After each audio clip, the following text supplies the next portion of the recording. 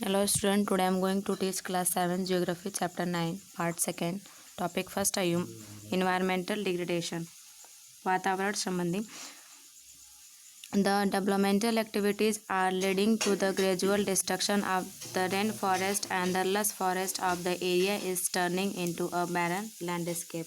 विकासात्मक गतिविधियां वर्षा वनों के क्रमिक विनाश की ओर ले जा रही हैं और इस क्षेत्र का हरा भरा जंगल बंजर परिदृश्य में बदल रहा है. The environmentalists are however protesting over this grade of the European people. हालांकि पर्यावरणविद यूरोपीय लोगों के इस लालच का विरोध कर रहे हैं. Many environmentalists have produced documentary evidence that the present global warming is mainly on the account of deterioration of the Amazon rainforest. कई पर्यावरणविदों ने दस्तावेजी साक्ष्य प्रस्तुत किए हैं कि वर्तमान ग्लोबल वार्मिंग मुख्य रूप से अमेजन वर्षा वनों के बिगड़ने का कारण है. The commercial farming and deforestation has also caused great harm to animal habitat. व्यावसायिक खेती और वनों की कटाई ने भी जानवरों के आवास को बहुत नुकसान पहुंचाया है. Many parts of former rain forest have been used for the construction of road settlement and for the industrial purpose. पूर्व वर्षा वनों के कुछ हिस्सों का उपयोग सड़कों, बस्तियों के निर्माण और औद्योगिक उद्देश्यों के लिए किया गया है. नेक्स्ट टॉपिक है Ganga Brahmaputra basin, the sub tropical region of the world. यानी कि गंगा ब्रह्मपुत्र बेसिन उप उष्णकटिबंधीय क्षेत्र और विश्व का उप उष्णकटिबंधीय क्षेत्र. लोकेशन यानी कि बता रहा है the Ganga Brahmaputra basin is one of the world largest river basin. Ganga Brahmaputra basin दुनिया की सबसे बड़ी नदी घाटियों में से एक है. It stretch from Punjab in the west to Assam in the east. यानी कि यह पश्चिम में पंजाब से लेकर पूर्व ईस्ट में असम तक फैला हुआ है. A part of the basin also lie in Bangladesh. यानी कि इस बेसिन का एक हिस्सा बांग्लादेश में भी है. The Ganga Brahmaputra basin is situated between 22 degree north and 30 degree north latitude.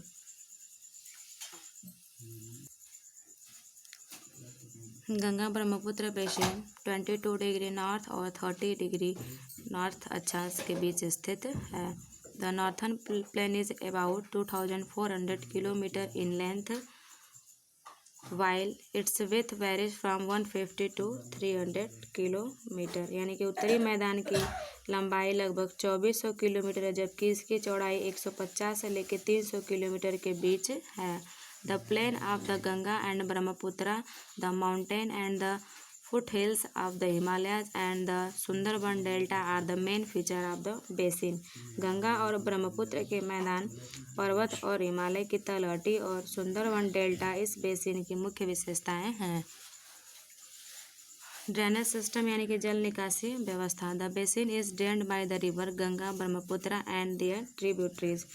यह बेसिन गंगा ब्रह्मपुत्र और उनके सहायक नदियों द्वारा बहाया जाता है. The Ghaghara, Son, Yamuna, Gandak and Kosi are the tributaries of river Ganga.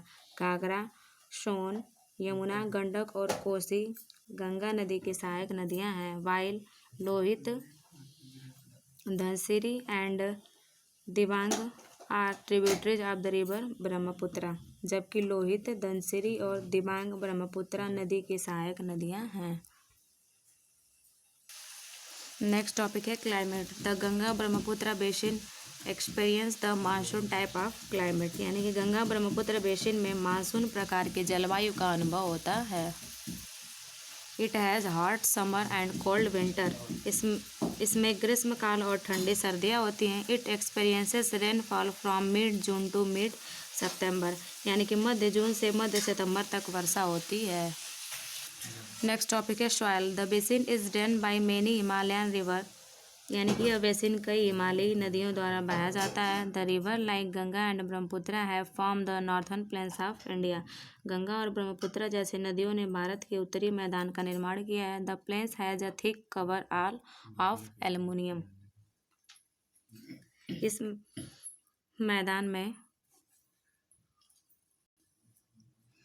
Cover of alluvium यानी कि इस मैदान में जलोढ़ का एक मोटा आवरण है. It has very fertile alluvial soil इसमें बहुत उपजाऊ जलोढ़ मिट्टी है। Agriculture is the main occupation of the people of the Ganga Brahmaputra basin. Ganga Brahmaputra basin के लोगों का मुख्य व्यवसाय कृषि है। नेक्स्ट टॉपिक है आपका नेचुरल वेजिटेशन यानी कि प्राकृतिक वनस्पतियाँ। In the early time, this region was densely forest and was the habitat of many wild animal. प्रारंभिक समय में यह क्षेत्र घने जंगलों वाला था और कई जंगली जानवरों का निवास स्थान था। This region has tropical deciduous forest. इस क्षेत्र में उष्णकटिबंधीय पर्णपाती वन है। टीक, साल, पीपल, ईटीसी यानी कि ये सब वृक्ष पाए जाते हैं। टीक, साल और peepal are the main trees this forest यानी कि ये सब इस जंगल के मुख्य पेड़ हैं। Thick bamboo groups are common in the Brahmaputra basin यानी कि जो हमारा यानी कि गंगा ब्रह्मपुत्र बेसिन में बांस की जो मोटी झाड़ियाँ हैं यहाँ पे आम रूप में पाई जाती हैं। In the delta region the tidal forest called Sundarban are found यानी कि डेल्टा क्षेत्र में सुंदरवन नामक ज्वारीय वन पाए जाते हैं। Elsewhere in Arunachal Pradesh, Assam, Sikkim and Uttarakhand, the coniferous tree like देवदार, पाइन एंड फिर आर आल्सो फाउंड। अन्य जगहों पर अरुणाचल प्रदेश, असम, सिक्किम और उत्तराखंड में देवदार जैसे शंकुधारी पेड़ भी पाए जाते हैं। देवदार, पाइन और फिर यानी कि ये सब यहाँ पे पाए जाते हैं। नेक्स्ट टॉपिक है आपका वाइल्ड लाइफ यानी कि वन्यजीव। Langur, leopards, elephant, tiger, deer, monkey etc are the main animal of the basin यानी कि लंगूर, तेंदुआ, हाथी, बाघ, हिरन, बंदर आदि इस बेसिन के प्रमुख जानवर हैं। The Sundarban are famous for Bengal tiger as well as crocodile and alligator यानी कि सुंदरवन बंगाल टाइगर के साथ साथ मगरमच्छ और एलिगेटर के लिए भी हमारा प्रसिद्ध है। While in Assam one horn dinosaur is found जबकि असम में एक सिंग वाला गैंडा पाया जाता है। In addition the deltaic and coastal region are rich in a variety of aquatic animal and fishes. इसके अलावा डेल्टाई और तटीय क्षेत्र विभिन्न प्रकार के जलीय जानवरों और मछलियों के लिए समृद्ध हैं। The most popular varieties of fish found here of the rohu, catla and hilsa यानी कि यहाँ पाई जाने वाली मछलियों की सबसे लोकप्रिय किस्में रोहू, कतला और हिल्सा हैं। काजीरंगा, मानस आसाम, सरिस्का राजस्थान में and Banbasa Uttarakhand are the main wild life sanctuaries of this region यानी कि काजीरंगा, मानस आसाम, सरिस्का जो है राजस्थान और बनबंसा यानी कि उत्तराखंड इस क्षेत्र के प्रमुख वन्यजीव अभ्यारण्य हैं। Thank you. नेक्स्ट पार्ट हम लोग नेक्स्ट वीडियो में स्टडी करेंगे।